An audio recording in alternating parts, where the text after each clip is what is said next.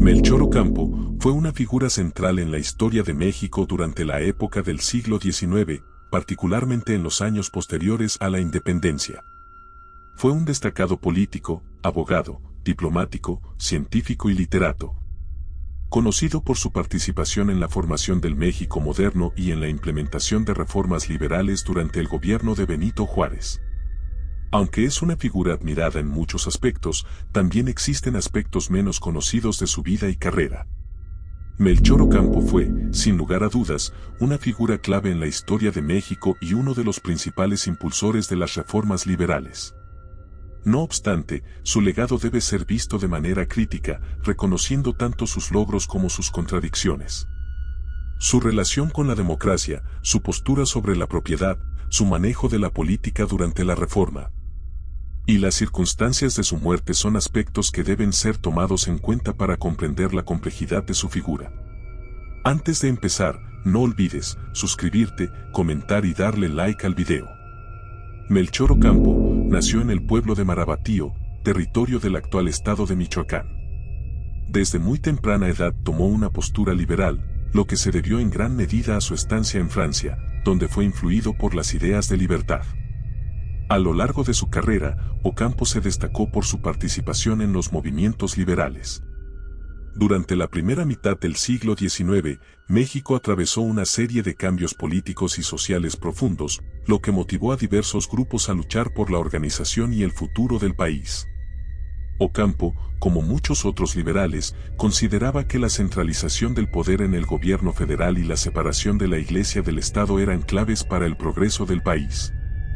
Melchor Ocampo, aunque un firme defensor de las ideas liberales y de la Reforma, tuvo una participación activa en la política durante un periodo de gran inestabilidad en México. Su carrera estuvo marcada por una serie de cambios de lealtades y alianzas con distintos bandos, lo cual le permitió mantenerse como figura relevante en un contexto muy turbulento. Sin embargo, su habilidad para navegar entre estos cambios, a veces con poca transparencia, ha sido vista como un ejemplo de oportunismo político. Durante la Guerra de Reforma, Ocampo desempeñó roles clave en la elaboración de las leyes de reforma que buscaban separar la Iglesia del Estado. Pero también estuvo involucrado en momentos de represión hacia los opositores conservadores. Si bien su objetivo era transformar a México en un Estado laico, sus métodos y la dureza con la que se trató a los opositores fueron criticados por algunos sectores de la sociedad. Esta ambigüedad en su enfoque hacia la democracia y la libertad ha sido interpretada por algunos historiadores como una contradicción dentro de su figura. Una de las facetas de Melchor Ocampo que ha sido objeto de controversia es su postura respecto a la distribución de tierras en México. Como parte de la Reforma, Ocampo promovió una serie de leyes que buscaban expropiar tierras a la Iglesia y a las grandes propiedades de la élite conservadora. Sin embargo, las tierras que fueron confiscadas no siempre fueron distribuidas de manera equitativa entre los campesinos, lo que generó una concentración de tierras en manos de los liberales y algunos sectores poderosos. Además, su visión sobre la propiedad privada no fue completamente progresista en términos sociales.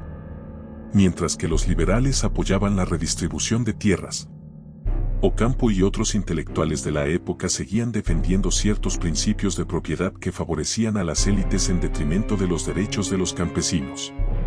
Esto crea una contradicción entre sus ideas reformistas y los intereses de los sectores que en realidad salieron beneficiados con las reformas, lo cual puede considerarse como una de las sombras de su legado. Otro aspecto oscuro de la vida política de Melchor Ocampo que ha sido criticado es su desconfianza hacia el pueblo y la democracia directa.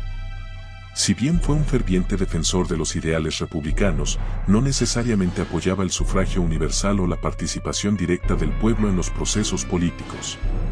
En varias ocasiones, Ocampo expresó su creencia de que el pueblo no estaba preparado para tomar decisiones políticas importantes y prefería que el poder estuviera en manos de un grupo selecto de individuos ilustrados.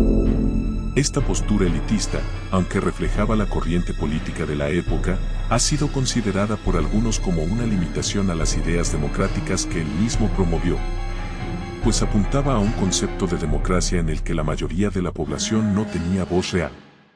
Este paternalismo político, en muchos casos, se consideraba como un obstáculo para una democracia inclusiva y participativa. El 3 de junio de 1861, Melchor Ocampo fue asesinado en un enfrentamiento con las fuerzas conservadoras. Su muerte fue trágica y está rodeada de circunstancias confusas, ya que su muerte fue beneficiosa para sus enemigos políticos. Melchor Ocampo es recordado como uno de los grandes ideólogos de la Reforma Mexicana. Sus esfuerzos para transformar el país, tanto a través de su participación en el Congreso como en el ámbito gubernamental, dejaron una huella profunda en la historia de México.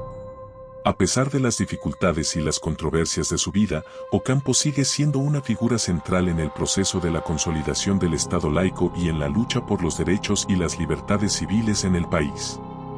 Aunque también refleje la doble moral de las clases dominantes, una vez consolidados en el poder, olvidando y perjudicando siempre a las clases bajas, acaparando el poder y los privilegios solo para ellos.